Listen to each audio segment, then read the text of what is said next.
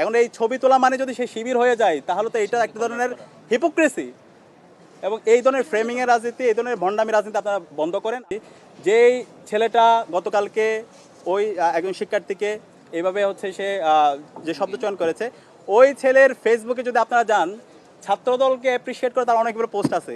তো আপনারা একটা ছবি পাইলেন সে কোন সময় কোন প্রোগ্রামে গেছে, তাহলে এই যে ছাত্রদল সংশ্লিষ্ট তার 10-এর অধিক যে পোস্ট আছে, তো এইটা দ্বারা কি প্রমাণিত হয়? সে তো অনেক অ্যাক্টিভ ছাত্রদল। তো এটার বিরুদ্ধে আপনারা কেন কথা বলছেন না? এই যে এই ধরনের ফ্রেমিং করা, ভাই আমরা এখন ডাকসু নির্বাচন করছি, আমরা প্রতিদিন কমপক্ষে 2 থেকে 3 হাজার শিক্ষার্থীর সাথে আমাদের সাক্ষাৎ হয়, শিক্ষার্থীরা ছবি তুলে। এখন এই ছবি তোলা মানে যদি সে শিবির হয়ে যায় তাহলে তো এটা একটা ধরনের হিপোক্রেসি। এবং এই ধরনের ফ্রেমিংয়ের রাজনীতি, এই ধরনের ভণ্ডামি রাজনীতি আপনারা বন্ধ করেন। আপনাদের শিক্ষার্থীদেরকে নিয়ে ভাবনা, শিক্ষার্থীদেরকে নিয়ে চিন্তা, সেগুলো আমাদের জাতির সামনে নিয়ে আসেন।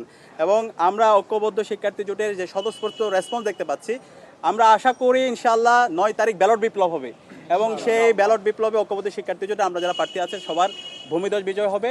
এবং আমি সবাইকে অনুরোধ করব, যত ছাত্র সংগঠন আছে, যত প্রার্থী আছে, আমরা যেন আইডিয়ার প্রতিযোগিতা করি, আমরা যেন সততার সাথে রাজনীতি করি। কিন্তু আমরা যদি এইভাবে ব্লেমিং ফ্রেমিংয়ের রাজনীতি করি, নিজেদের গর্ত নিজেরাই করতেছি। তো এখানে শিবিরের কিছু হবে না, আপনাদের নিজেদের গর্ত নিজেদের জন্য করতেছেন। তো আমি সবাইকে দায়িত্বশীল আচরণ করার জন্য অনুরোধ করবো। আসসালামু আলাইকুম।